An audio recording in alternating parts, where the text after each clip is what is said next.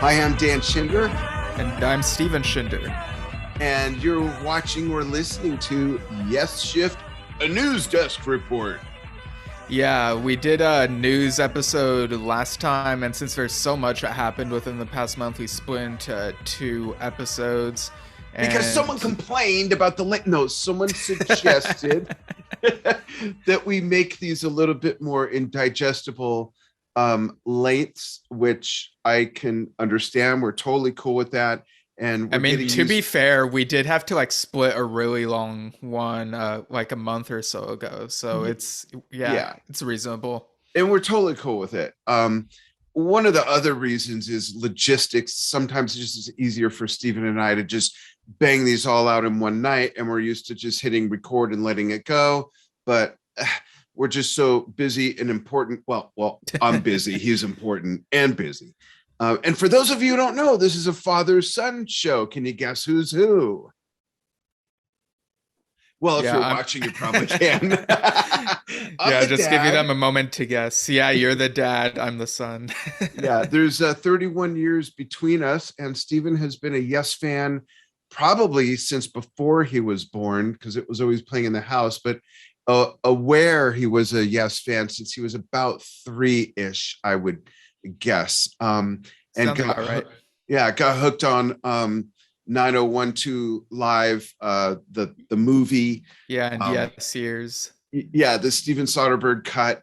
And then it just kind of snowballed from there. And the way our series was born is we talk a lot about Yes, being huge Yes fans, and me being the founder of Drum Talk TV, having Alan White on so many times. And we've been to Yes shows. I've been to them since Right. 1978. We talked about it so much that one day I said, hey, we should just like not talk about this ever unless we're doing a podcast.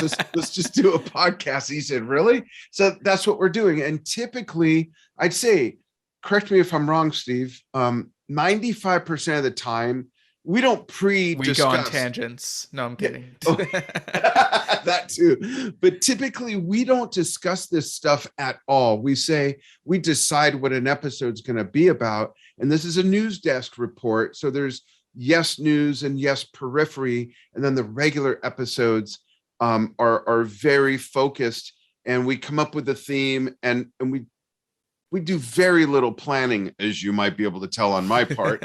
But my point is that none of it is really like scripted. Steve puts together some production notes, and we just go for it. So the discussions you hear and see us have are 95% organic for the first time we're hearing each other's take on this. Sometimes there's a little pre-take. Like today we had a little talk after a business meeting, Yeah. and then I thought to myself, damn it, we should have just waited, but I had to get some shit off my chest that maybe I'll bring up in this. Okay, here we go. Steve, where do we start? Right. So first we'll start with Oh, wait. And yeah. everybody chime in on all these topics. This is your show too. Write us at yesshiftpodcast@gmail.com, or comment if you're watching this or listening to it on our Facebook page, which is facebook.com/yesshift. Okay, sorry, go for it. I'll step out of the way. Right. So earlier today I noticed Alan White posted about Don Wilson's passing. And to be honest, I'm not that familiar with Don Wilson, but from what I gather, he's a guitarist who's one of those like pioneers in surf music. Like I listened to one of the songs that he's worked on, and it's like, oh yeah, that sounds, maybe I have heard that. Um so in Alan's post, it's kind of lengthy, but we'll read like the beginning of it and then summarize it. So Don Wilson was an exceptional man, a rock and roll pioneer, an unequaled talent, an ambitious performer, a comedian. He was so many things to so many people. He was all those things to me, and he was also my friend.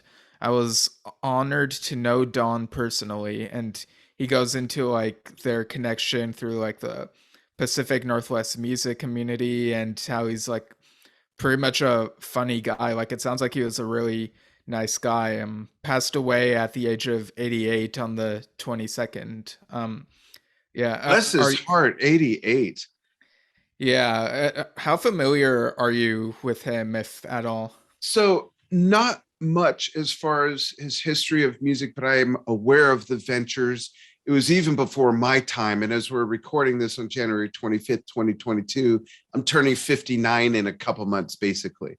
Right. But very aware of the mark he made on music and pioneering a style. And until I read that, I forgot about their relationship, because after Alan lived in the San Fernando Valley, he moved up to the Olympia, Washington area, Lake Washington area, up there. And I remember, like, over the years since then, since about the year before you were born, actually, because I remember Alan moved shortly before the Northridge earthquake. Right. So I remember over the years since then seeing the two of them together at events that Alan either put together or played at that were charity events up there in the Puget Sound area. So that was kind of neat to get that flashback. And I saw a couple other posts today.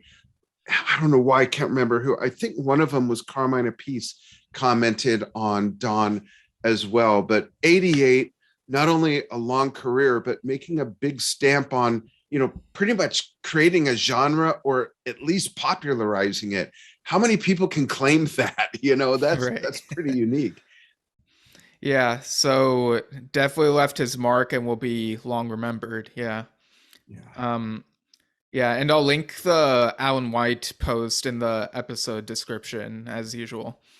So, okay, so moving on, we have a couple of guitar player articles that were related to Steve Howe. One of them was with Billy Idol guitarist Steve Stevens, who listed him as like one of his top 5 favorite guitar solos. And this was, he referenced the version of Yours Is No Disgrace from the 1971 TV Sounding Out documentary.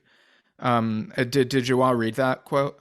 Yeah. So he says, Yours Is No Disgrace, live from the Sounding Out TV special in 1971. This live version is the best I've ever heard. No one was soloing like this in a rock context in 1971. Blinding, alternate picking. It's as if he were channeling Joe Pass and Chet Atkins. That's spot on. And as I've mentioned before, just reminding people that one of Steve's biggest influences was also Wes Montgomery.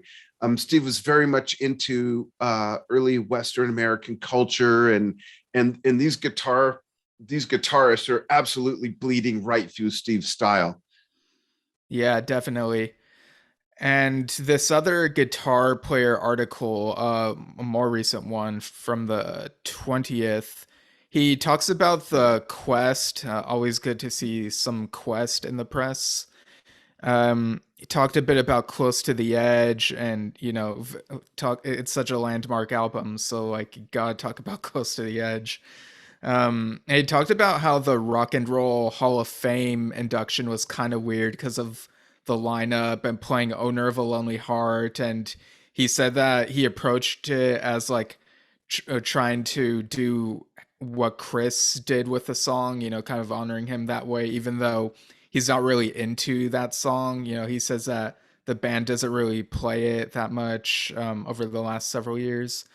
And one thing that really caught my eye in this interview was when they focused on the period of when ARW was touring like parallel to Yes. The interviewer said was at a contentious time, and he said probably that was just a futile thing they did. When they came out with the idea for it, I actually sent 3 emails to each of them saying good luck, like it's not going anywhere. But that was just true sentiment. I said to them, great, you've put a band together, go with it, good luck. I never heard back from them, but basically that was fine. They had their run. There has to be some competition in life, and they appeared to be what might be called competition. And he talks about how like in their second year they use the Yes name, and some promoters use the Yes logo when they shouldn't have. And but eventually that fizzled and they stopped using the Yes name. And but yeah, that was like a confusing time for Well, promoters. right, and fans. And here's what's interesting. I'm not going to spoil it, but folks, remember what Stephen just read and said, because there's an interesting factoid. Can I use that word, Steve? You went to college, not me. There's an interesting Yeah, sure. factoid coming up later in this report that spins that around completely. And remind me, I have a question to ask because if I ask it now, it'll spoil it. And I don't want to do that. Okay. Well, we can just go ahead and get into that if you want. Yeah, let's do that. Okay, so there's a Loudersound article that I saw earlier today. Rick Wakeman joked about Boris Johnson and talked about other stuff, but there was like something in particular that caught our eye and other fans' eyes in this article. So did you want to like say something first? Or? Yeah, I'm trying to find where it is. I think I have it. So part of it I'm going to paraphrase just for time's sake, and you'll correct me because I'm looking through the article and I don't want it. So Rick has mentioned in the past that Owner of a Lonely Heart and 90125 album, even though he didn't think it was quote unquote Yes music, it was a different genre, he gives it credit for saving Yes. So I think you read that quote in Yes in the 1980s, not this article. Oh, you're right, but there's a reason I'm bringing that up, and then I'll mention the other thing. And the reason I'm bringing that up is I wonder if Steve has the same, Steve Howe, not Steve Shinder, has the same sentiment about the album if he gives it any credit whatsoever. I've never read anything about that. So that's number one. The other thing is that Rick mentions in the article that we're referring to now that he's having lunch with Steve Howe in a couple of weeks. And he says all those myths about us hating each other is exactly that, just a myth. But Steve pointed out earlier today, this is part of the conversation we had, that there clearly was a bit of a rift going on. And Steve just kind of chronicled that from that other article in Guitar Player magazine. So it's kind of like, not which is it, but it's a sign that sometimes time heals. Sometimes stuff becomes less important, less and more trivial, you know? So I find it interesting, both those things. But the other thing that Rick mentions that I kind of take issue with, and this is just a personal thing, I'm not calling him out on it, or am I, Steve? I don't know. I know that Rick's been known to just kind of go on and talk. Right. And when he was asked, is ARW going to record again? And he talked about the fact that they talked about putting some stuff together, but if they record, he wants them to be in the same room because that's how the magic happens. When I first heard that a few months ago, I took issue with it, saying everyone's recording remotely now. I still take issue with it. yeah, and I do a bit, but I get where he's coming from, being in his 70s, and that's how it's always been done in the day. But the part I took issue with was he said, but that's hard to do. And I think I just saw where that was, that there's things in the way like location, geography, schedules, but then he says finance. Maybe we've hit a brick wall. I don't want to spend anyone else's money. My dad taught me a long time ago that a man's wealth has nothing to do with what he spends money on. You should never assume. However, if he's claiming that finance is part of the brick wall, I happen to know that Trevor Rabin's net worth is 39 million, Rick Wakeman's net worth is 12 million, and John Anderson's net worth is 10 million. Why they're all so low, I have no idea.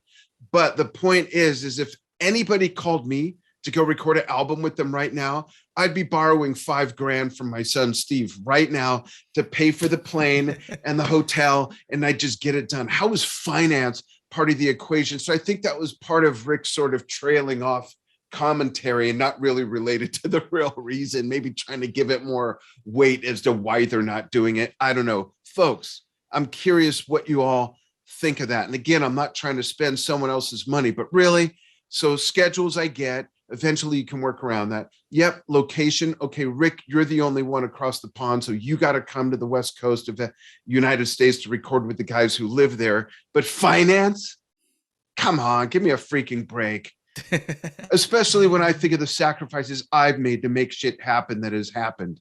I just don't buy that one, and it kind of bugs me. You can hear it's getting into my skin. So, Steve, what do you think of the Lakers? I don't keep up with them, but another thing that I noticed about like what he said in this article was, well, the interviewer asked if he had heard the Quest, and he said no, I haven't. And then he says, I'm having lunch with Steve Howe in a couple weeks, and that I had to like go back to the Prog Report article we read a few months ago, and looking at it, it looks like we may have like misinterpreted what it was saying because of the wording. Like, it says the Wait, Quest. misinterpret something Rick Wakeman said? Well, no, it was in the like narration, Yeah. in the exposition. It said, I don't even know if I'm using the right word for that, but it basically said like the Quest is an album that can satisfy Yes fans, something to that effect. And then in the next paragraph it says, among them Wakeman himself. And I guess it meant Wakeman is a Yes fan as well as a member, and not necessarily that he listened to the album, which I guess explains why there was no quote from him in that article about what he thought about the album. And I album. wonder why they would even say that. That's kind of out of turn, I think. Yeah, I think they needed to clarify the wording. Like, it just needed another editing pass. Yeah. Maybe they meant Oliver. Just interviewed the wrong Wakeman. Yeah. But yeah, interesting stuff, I guess. I wonder if they would post a picture of just the two of them having lunch. Like, I don't think I would love that. Right. Like, it would probably excite lots of people. But I mean, you and I were talking about this earlier, and my answer is I don't think Rick is going to be back in the band. They're planning to tour with Relayer, and Jeff Downs has been rehearsing that with them for a while, and Rick's not going to play that, let's be honest. Soon is as far as he goes. Yeah. That's it. He played Soon in the old medley on the Tormato tour, and that's it. So, right, because I asked Steve, this is the one thing we did discuss earlier. I said, do you think it's possible that Steve's conniving to get him and John back in the band? And even I didn't kind of believe it, because I know he's close with Jeff, who's in Asia with Jeff, all of that. And then I thought, and I wonder if maybe they're going to get Bill Bruford instead to replace Al. All these things went through my head that were all ridiculous. Or is it just as ridiculous to say that these are just two old chums having lunch, especially after the shade that they've thrown back and forth during the years that Steve was referring to?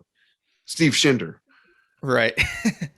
Yeah, I think it's more possible that over the last couple years, maybe they've like mended the relationship a bit and just want to hang out.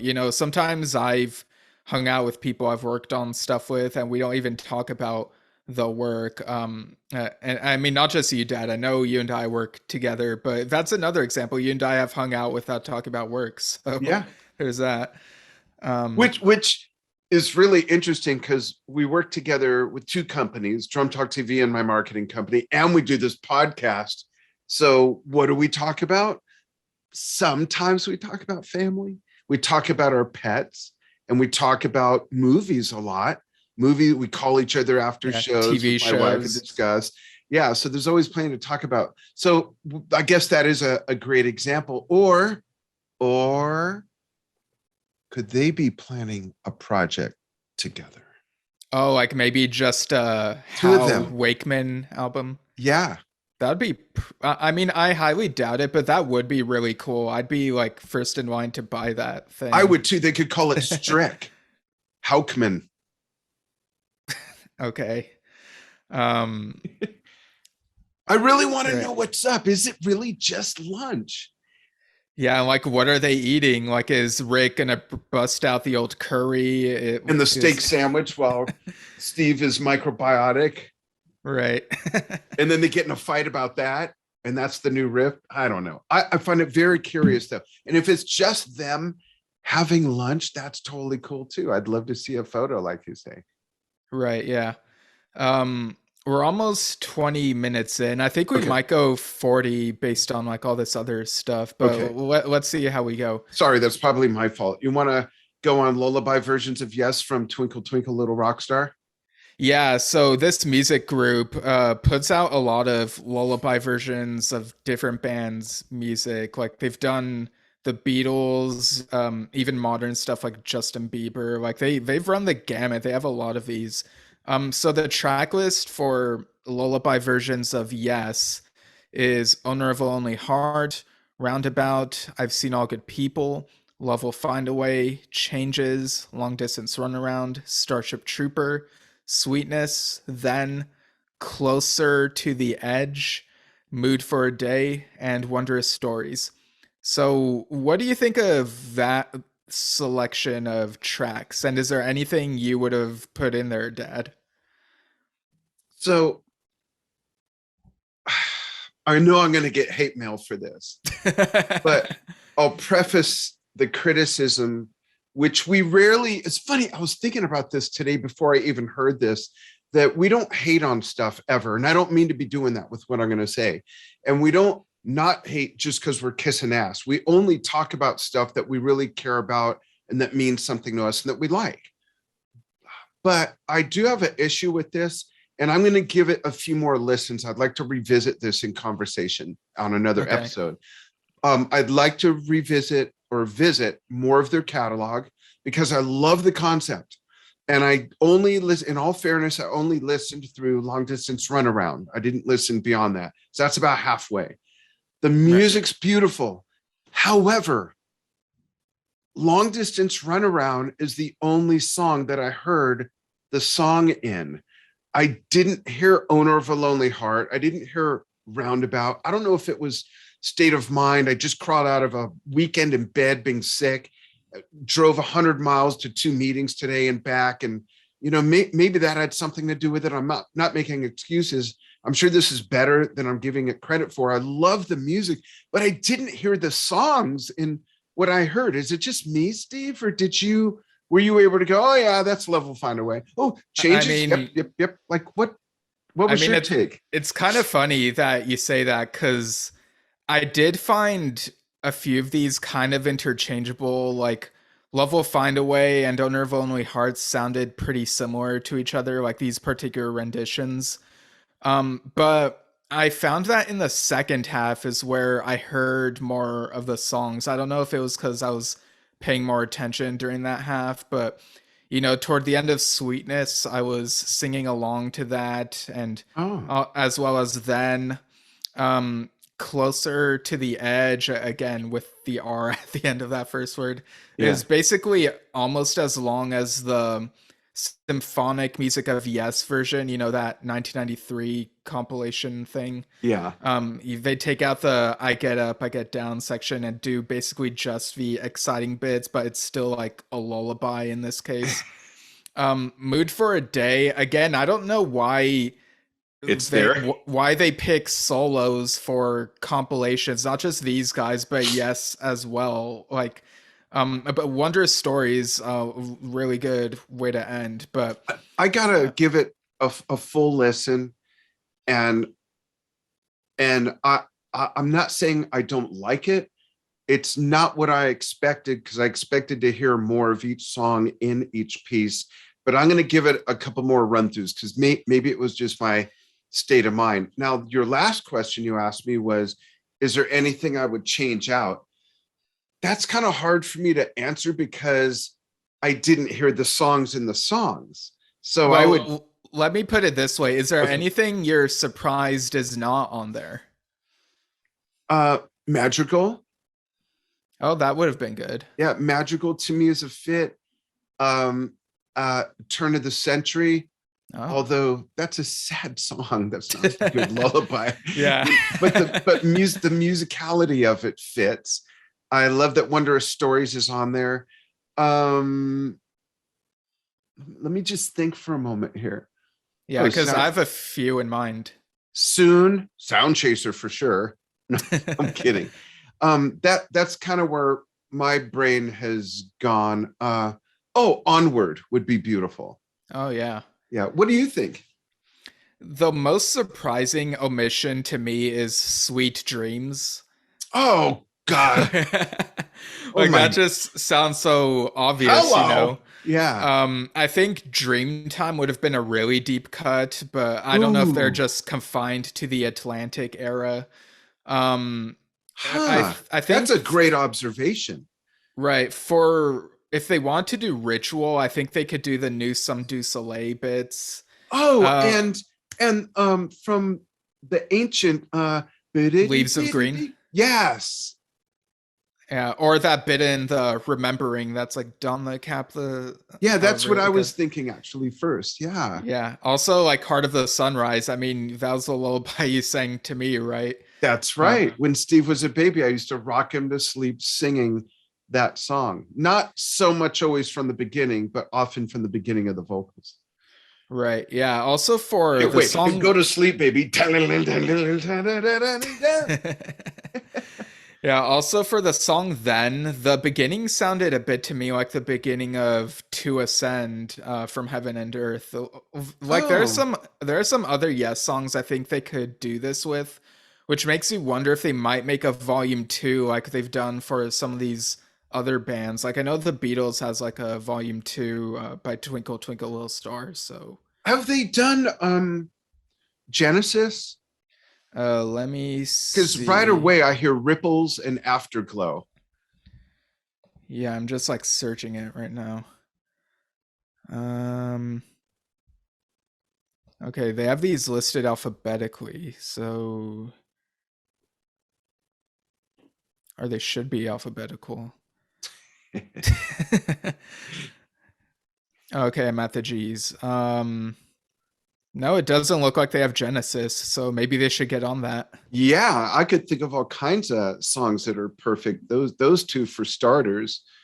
Yeah, I do think the cover for this album is kind of cute. Like, it's obviously like a more simplified version of Fragile, but it's a planet Earth, and instead of a glider, you have a UFO with a teddy bear in it. Yeah, it that's clever. I do like that a lot. Yeah.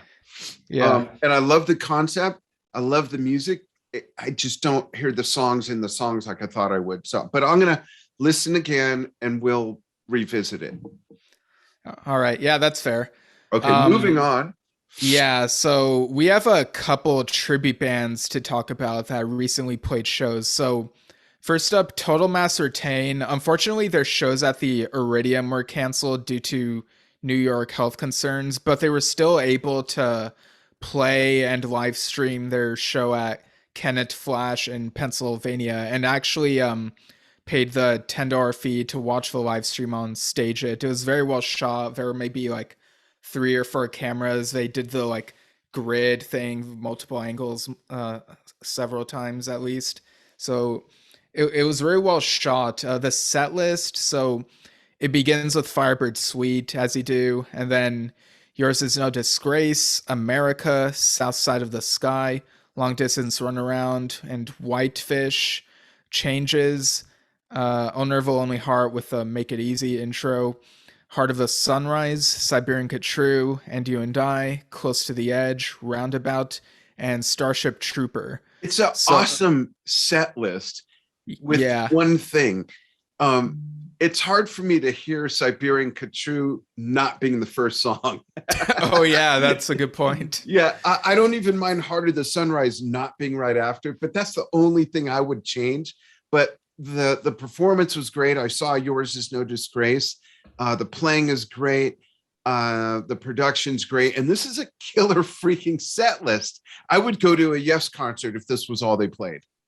Yeah, when I heard Yours Is No Disgrace on the live stream, it was before I put on headphones. And so something about it felt a little off to me. So I was wondering, is it because I'm not wearing headphones? And so I put them on, and then America started playing, and I'm like, okay, this kicks ass. And I was pretty much enjoying like the rest of it.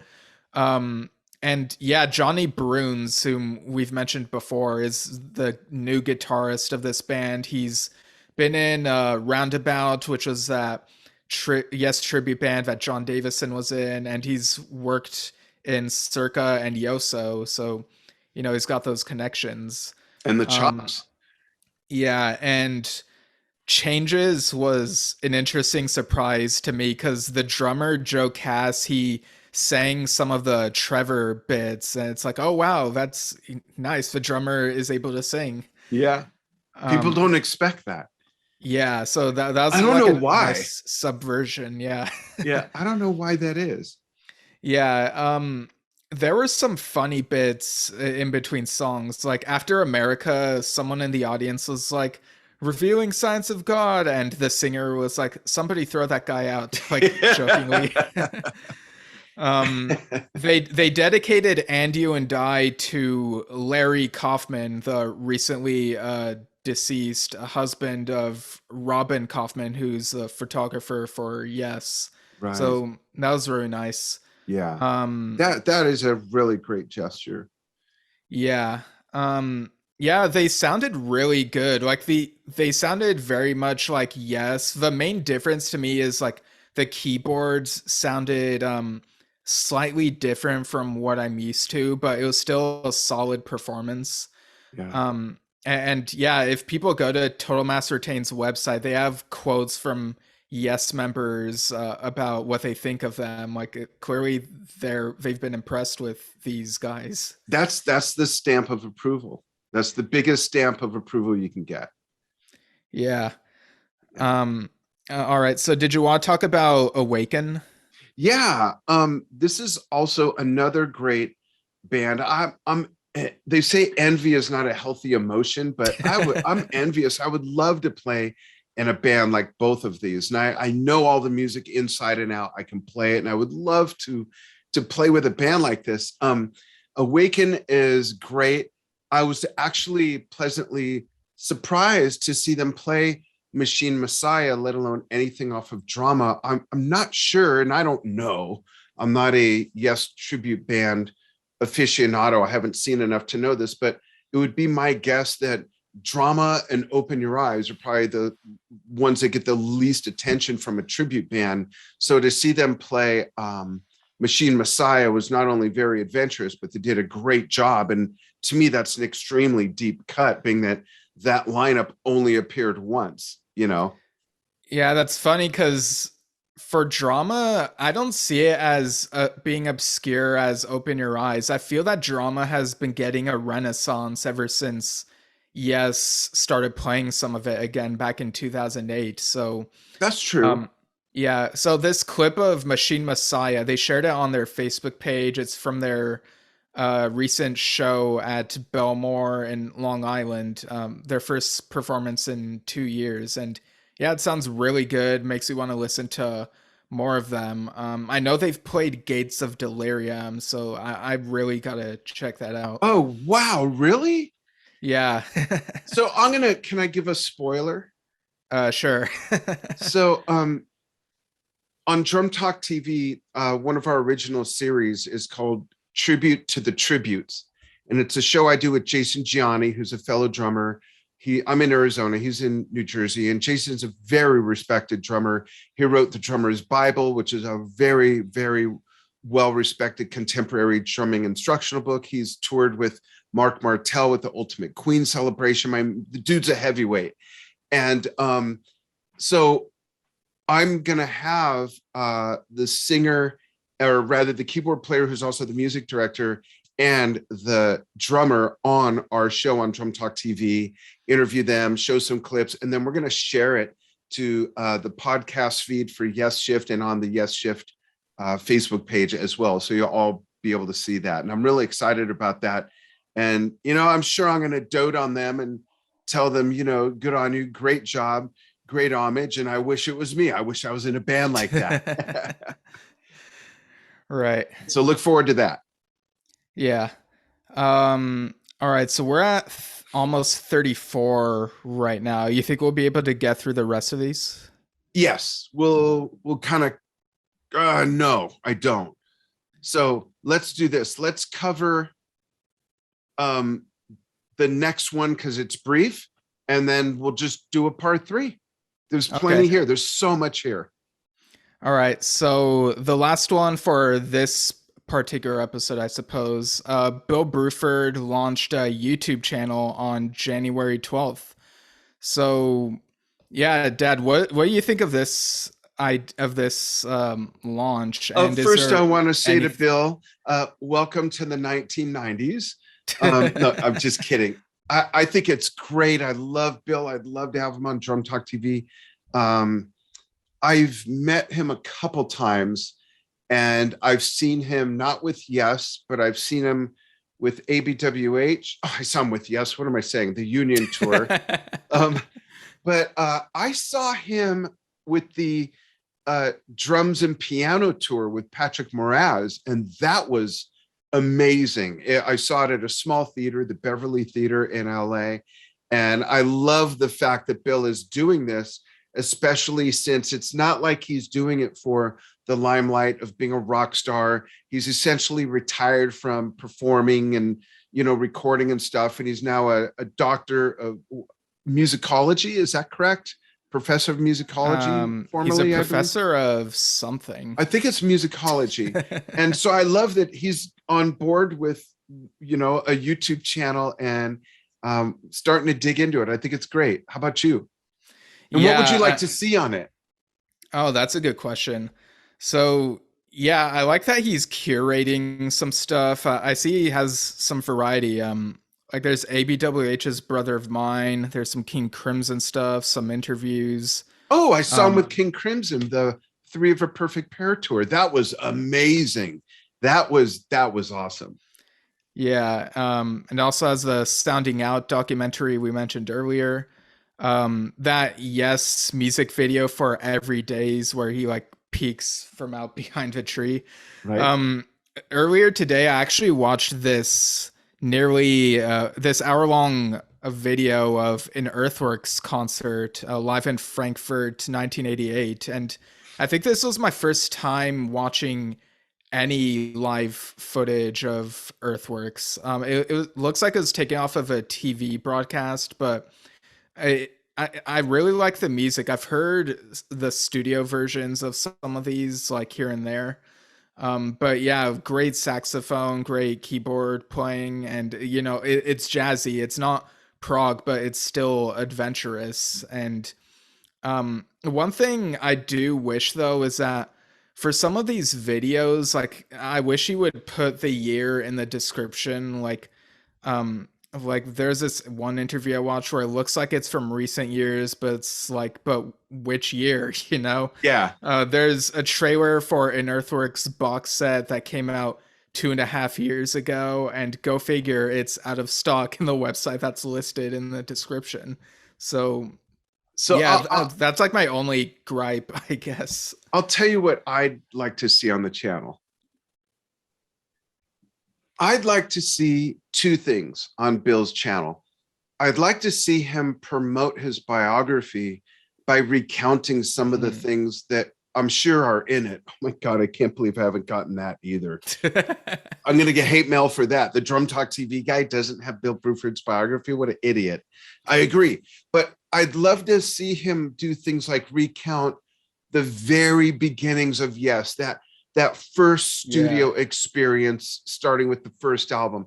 I'd love to hear his version of what his allure was to leave Yes to go work with Robert Fripp and how that relationship endured through the years. So stuff like that, those anecdotes I would love. And I would love, as a drummer, I'd love to see him break some beats down from some of that early stuff. And he has such a unique style. And I'd love to see him give like a third thing, sorry, a virtual tour of all his wacky different drum sets. He's the only drummer I know that changed so much from year to year, tour to tour. It was always different. And talk about the evolution of gear, especially on the electronic drum side, and all that stuff would just be, just those three things would make the channel completely robust. I don't know if any of that is on his channel or going to be, and I'm sure it's still a really cool experience. I have to take a deep dive into that. Right, like even obscure anecdotes like working with Chris on Fish Out of Water, like stuff like that would be cool. Yeah, and working with Patrick on piano and drums, and working with Patrick first on Steve Howe's album. the song where Patrick is playing the harpsichord. Oh, there's no drums in that song, but they do play on the same couple songs, I think, if I remember correctly. Right? Yeah, well, yeah, And Patrick we'll plays, get there. Yeah. yeah, Patrick plays organ on Fish Out of Water when Bill's playing drums. Yeah. Hold Out Your Hand. Yeah.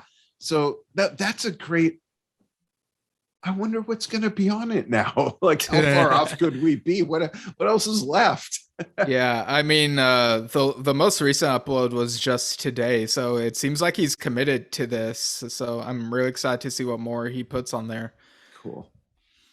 All right, so I guess I'll do it for this particular news episode. The rest that we have to cover Should are constitute one nice long or one more nice half-hour episode, I believe.